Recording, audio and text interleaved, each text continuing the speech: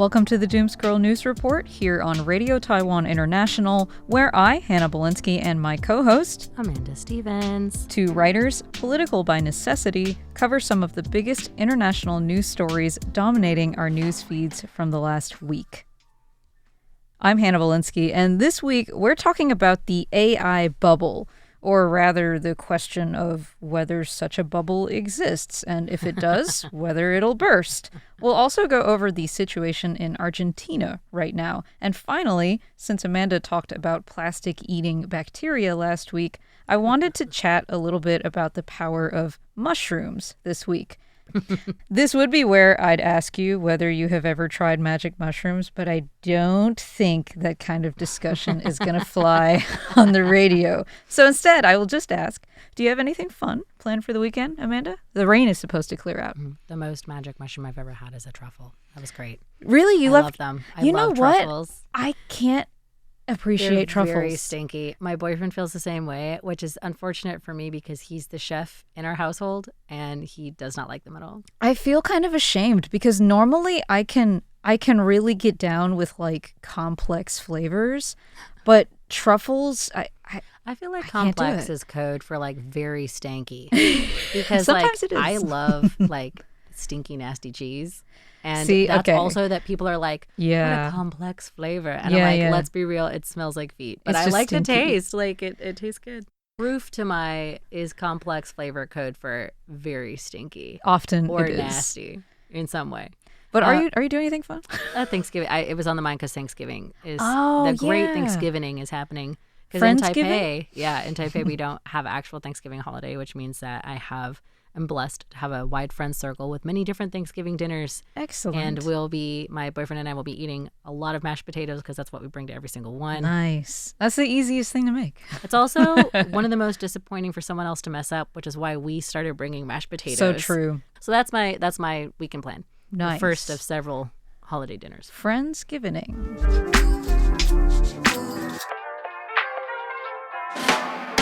Circling back to a topic that we have discussed in some way or another more than a couple of times on the program now. I'm excited. Yes, and that is artificial intelligence. And the reason I want to talk about it this week is because I keep seeing the phrase AI bubble creeping into headlines. I first noticed it when Michael Burry, the guy who shorted the housing market in 2008, predicting it would crash, and crash it did, said he is betting against the AI trade, specifically against the data analytics company Palantir and chipmaker NVIDIA. But this is just one of several news reports suggesting that the AI investment boom may be forming a bubble. Per reporting from Reuters and AP, the World Economic Forum's president has also flagged AI as one of three possible global bubbles, including crypto and sovereign debt. Regulators, such as the Bank of England and the IMF, are also warning of an AI-fueled bubble. And at the same time, you've got reporting from sources like Goldman Sachs insisting that there is no bubble. While it is true that just a few tech stocks account for a disproportionately high share of market capitalization, they think these companies are likely to continue driving returns for investors. And these companies refers to the so-called Magnificent Seven, which are NVIDIA, Amazon, Apple, Microsoft, Tesla, Alphabet, which owns Google, and Meta. AI has been on a hype train for quite some time now, but by this point, it seems people are beginning to doubt that there's actually going to be a return on investment. I know economics isn't exactly in either of our wheelhouses. Certainly, I feel very out of my depth here, but AI is something that I regrettably feel a need to pay attention to, since Taiwan seems to be putting all of its eggs into the AI basket, and that makes the possibility of a bubble feel almost like an existential threat. Before I continue, though, Amanda, do you think there is a bubble? And if you think there's a bubble, do you think it's going to pop? So, defying all expectations, I actually have read about the AI bubble before we even got to this. Perfect. I'm so glad, because I was worried it would just be oversight. Too much. I'm actually really excited to talk about this. But this has been popping up so much that I wanted to learn more about it, and I keep hearing it discussed in conjunction with the dot-com bubble. So where I started with this was because of our age. I was so young at the time when the dot-com bubble happened that Me too. economics was a word that I knew only on paper. Mm-hmm. I didn't even know it should have played into what I was doing or what my family situation was, but it didn't. So a lot of the key things that I've seen that seem to be related for the potential AI bubble and the dot-com bubble happen to be one of the biggest factors behind the dot-com bubble was that a lot of companies, startup companies, were getting investment money to do something with the internet. Mm-hmm. But that was kind of where it stopped. And they never were able to produce a product either that had any kickback, but also a product, if they did produce one, never able to produce a product that had addressed a need that people wanted and actually did something that would return on the investment they had inherited. So everybody's putting in money to something. It's prospecting, right? Everybody's putting into money to something that it doesn't actually end up turning up a profit, which is also what's happened with all the other bubbles. But it makes the most sense to me put into those terms because this is something technologically similar. Right. And I think that gave me the clearest picture of where the AI bubble might be coming from. Because something that I think we have brought up on the show before is this glut of supposed AI apps or services or products where it's just being shoved into everything that it possibly can be in a lot of ways that I don't think are actually going to be making money, or certainly not enough money as it's going to cost to use or invest into AI. It's worth noting here, something that I've seen pop up several times when investigative reporting goes into AI is that there are also things that purport to use AI, but it's not technically like the AI that you would know it, because those words, AI or artificial intelligence, are often used just to get funding. It's a funding buzzword. Everybody wants to invest into it. So to circle all the way back around, I think there's a lot of potential for an AI bubble. Okay. But leading into what you said, I think that a lot of people are going to lose a lot of money. Yeah. But I don't think that it's going to I don't think it's going to go away in the same way that the internet didn't. I don't know that it's going to pop as hard because we do have some companies that are producing products that people are using, regardless of how I feel about it. And also, I think that it does have a lot of potential to do good. I just don't necessarily think that's where we're putting the investment in it. No, I don't think so either. Not right now, anyway. Yeah. Probably what's more likely to occur, just based on my research, is a correction in the market, which is more like the bubble shrinking rather than popping. Yes. Lose it like letting some air out of the balloon. Right. I may not know much about economics, but I can predict we'll be reporting on just how volatile this market becomes and what that means for Taiwan for the next year, probably year and a half or so. Yeah. You did touch upon this, and I know that neither of us are keen on the whole AI thing. I mean, how could we be? We're artists, really. That's really my biggest chip. But I think realistically, bubble or no bubble, pop or no pop, there is no going back now, and AI is here to stay, and it's just going to keep snaking its way into our devices and our infrastructure and making itself more difficult to opt out of as time goes on. So, setting our own feelings on AI aside, do you think it's really going to get as good as they say it will, as quickly as they say it will? Because I've been meditating on this a lot because I fall into the AI doomer category, but I'm trying not to be. Because I agree with you. Same. I think that it's the genie's out of the bottle. This has happened with so many other technologies where once it's out there, it's not going to go away. But I think that it is going to change. I think my biggest issue on AI is that a lot of times, and especially as it concerns this bubble discussion, AI is pitched as sort of a one solution to everything. Yes. Any problem that you might have, you can apply AI and that will fix it.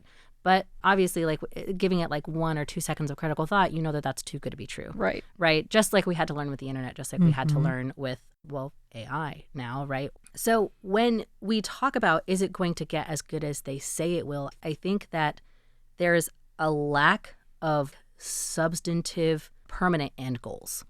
And what I mean by that is think about your own goal setting. People recommend that you do something that has time and can be accomplished as a check off done, right? And so a lot of times when you see AI, people will say things like, oh, it's going to make your life so much easier and faster and more convenient. But how do you know when your life has become more convenient? Yeah, how do you know when it's even easier? qualify that? Right. Those aren't things that are like achievable as a known endpoint. Versus, for example, the idea that like AI could help you translate conversations in real time. That's something that we could accomplish with a high level of accuracy. And then how we decide what a high level of accuracy is something that we already have metrics for, considering that we already have like translation technology. We can hold it to those standards, right? We could talk about how like AI could help to compute large quantities of data and make those calculations done in like a fraction of the time that they're done now. And I think that having those substantive goals is something that would make this discussion a lot easier. And it's something I don't really see done a lot. If we saw more of those, I would feel more confident saying yes. But I think that part of as quickly as they say it will, I think not as fast as they say it's going to, but that's because I think I've seen a real lack of substantive, achievable goals in the AI discussion. So I don't think it's possible. It's a very funding positive pitch. That's not a very, like if I were an investor, that would be a red flag to me. There's a lot of flashy stuff right now, really, and not so much the functional thing that we should hope it would be. I mean, and then I guess that goes back to the bubble, right? Like, give me a concrete thing that you think this can accomplish.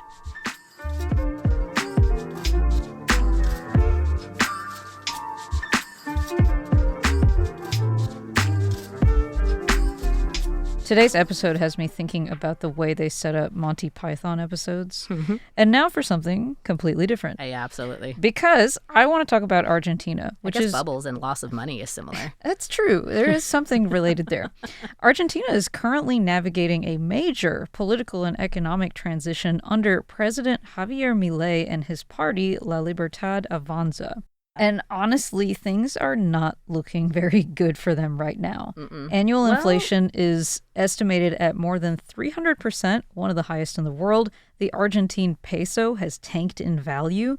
The government's attempts to stabilize prices have basically backfired, and staples like bread and milk are 3 or 4 times more expensive. It's gotten so bad that poorer neighborhoods are resorting to bartering for goods. So Milei was first elected in 2023 on a libertarian platform and promised to, quote, take a chainsaw to the state. So he killed 10 government ministries, cut social spending, removed fuel and transport subsidies pretty much overnight. And he had some success initially, but more than a year down the line, the social impact of these reforms has been significant.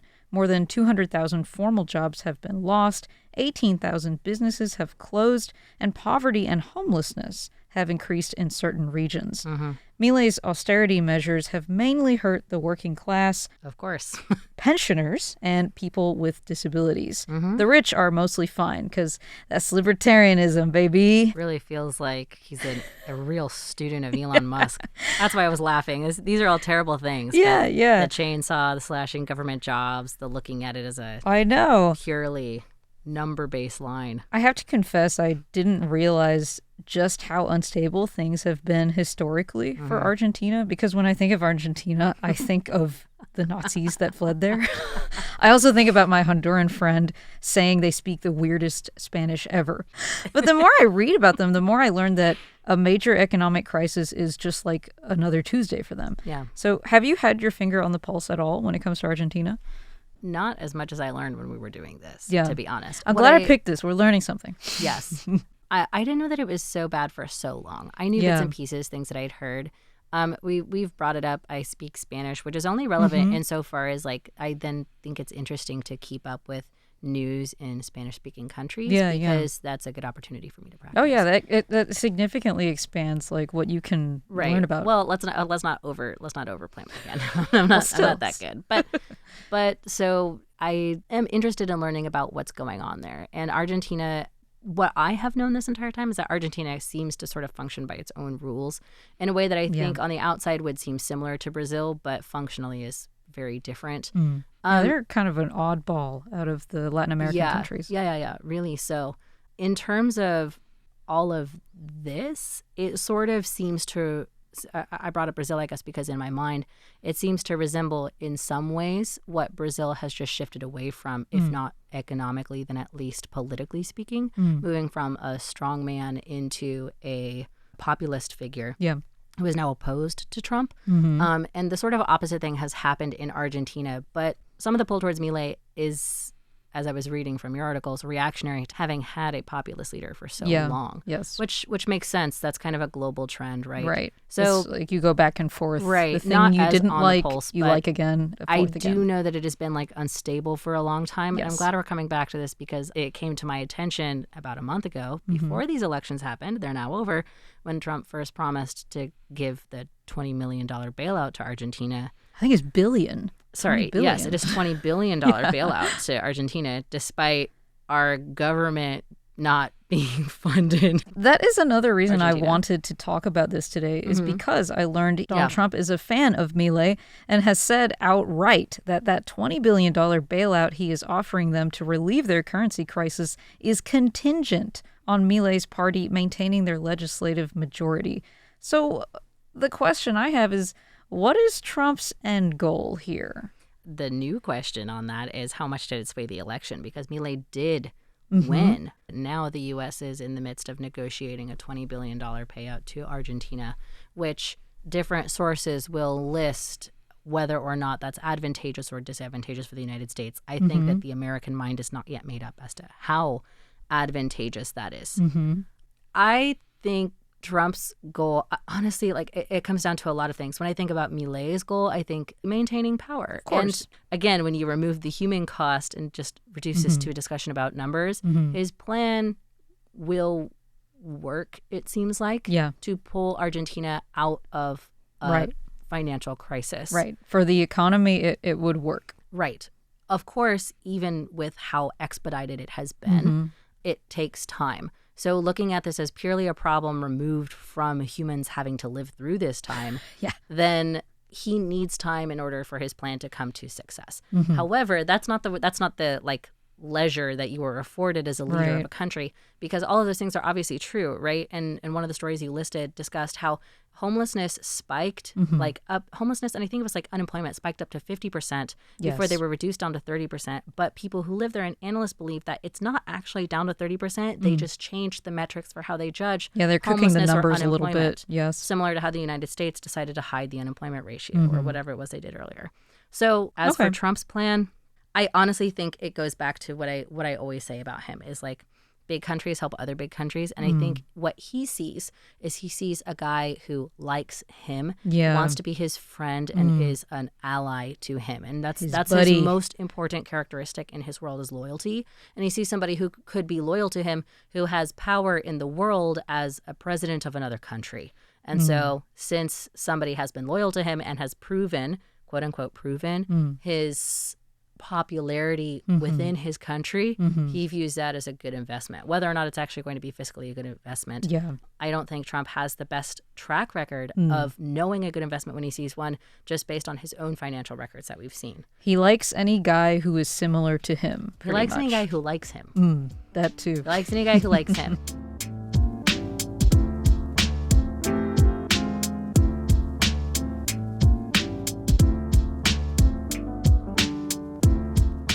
Before we wrap up today, I wanted to talk about mushroom computing, which is something I touched upon last week during our discussion about plastic-eating bacteria. You shocked me. Yes, just recently, researchers at Ohio State University developed functioning computer components using the mycelium of the shiitake mushroom. Crazy. I know we try to maintain a moratorium on using that word crazy, but I really think it's fair to say that making computer hardware out of mushrooms is crazy. Did we say it earlier in the episode? I don't think so. I don't think we did. I think we were really good this time. We have earned it. Yes. Obviously, there are a lot of upsides to mycelium-based hardware, namely that it's biodegradable, and it can store information through variable resistance states, not unlike the human brain does. And mushrooms are grown, not made, so that makes mushroom memory a lot more eco-friendly than a traditional silicon-based memory chip. And now that they've confirmed this works, they're also looking into applying the use of mycelium in circuit substrates, capacitors, batteries, and more. Of course, the tech is still extremely new, and it'll be a long time before we see any fungi in our electronics. But this basically opens up a whole new frontier in sustainable computing, which is amazing considering the piles upon piles of electronics waste that we produce. I really think fungi are the future. Like, I actually follow news on mushrooms. That's how I found this story pretty much immediately after it broke, because I'm convinced mushrooms will change everything. When they did this research, it was a little while back, they discovered that entire forests worth of trees and plants communicate with each other via mushroom networks underground. So like a mushroom internet. I was just like, I did hear about that story when it broke. I do know that one. I really think mushrooms are the closest thing we have on this planet to like a god. So it's my turn to ask you this week, Amanda, how tapped in are you when it comes to the latest in mushroom science? Do you know about our Lord and Savior, the mushroom? I don't know that I believe as fervently as you in the power of the mushroom. But no, typically, no, not really. But I am interested to see more and more studies being done on fungi. As so far as I understood, I thought that this, when you first said to me, oh, we're going to talk about mushroom circuitry. I thought that this was what another study that I believe is going on, where people are studying those forest circuits, one for forest connectivity and to understand like our world better, but two, to try and see if it would help them in building more resilient networks for computers. Yeah. But other than that, one way that I usually follow like mushroom science or fungus science is in like the amazing ways, like we were talking about last time, that they're able to break down things we thought were previously unbreakable. I think it's a fungus. It's either a fungus or a bacteria where we discovered that it was capable of breaking down and like surviving in the same room as the elephant's foot. Which, if you haven't heard that term before, is that giant wet pile of radioactive waste in the bottom of Chernobyl, where for humans, you can't be exposed to that for longer than like 5 seconds before you die. Literally, like you just die. And so it was thought until now that was going to be the same for every other living thing. Lo and behold, there's a fungus that loves that nasty stuff. And so for me, this is very exciting to have this idea of, in literature, this sort of thing is sometimes called biopunk or solar punk, which is that idea of... Oh, that's interesting. I haven't heard of that. You haven't? It's an interesting subgenre. There's a lot of, like, someday I'll talk about this as well on my podcast of, like, the punk genres. But basically, like, think steampunk, but instead of all technology being made or produced with like steam-powered parts, it's gears instead made or powered by biological components. So cool. Including like plants, flowers, or mushrooms. Yeah. And so this is another thing where like perspective fiction has sort of touched upon it. It would be interesting to see how we could use it, because obviously like the article that you mentioned or the study you mentioned said that this has the potential to be used in outer space because, as we discussed, fungus is resistant against radiation. Yeah. And solar radiation is something that kills a lot of our hardware products. It makes sense. It hurts us. It hurts a lot of stuff. But fungus is resistant to that. This is what I'm saying. It can be dehydrated and rehydrated. It retains its memory. So how can it do all these things? It's just so cool. How can you not be a believer? I'm a believer in how amazing mushrooms are, but I don't know if I see them as our Lord and Savior. That's what I would have to say. But I do think it's really interesting. I also do think that it's a fun story to close on, in the idea that, like, I think since we were just talking about AI and everything else, that, like, there can be this sort of, like, disenfranchisement as to, like, science is no longer cool, or, like, we're only doing things that are, like, really hurtful, or, like, all the science we see is disappointing stuff, like, this is going to kill you faster. But there's people who are out there still doing really cool stuff and finding ways that we can actively better our world, or discoveries that end up being more important than we thought that they were. So fun science, and, you know, don't lose hope just because a lot of the breaking news stories are upsetting. Doomer stuff. Well, that's it for today's news report. A quick reminder that you can find all of our referenced articles in the show notes for today's episode. I'm Hannah Belinsky. I'm Amanda Stevens. Thanks for joining us on air today. Tune in tomorrow for more programs by Radio Taiwan International. And in the meantime, remember to stop scrolling and touch grass. We'll see you next week.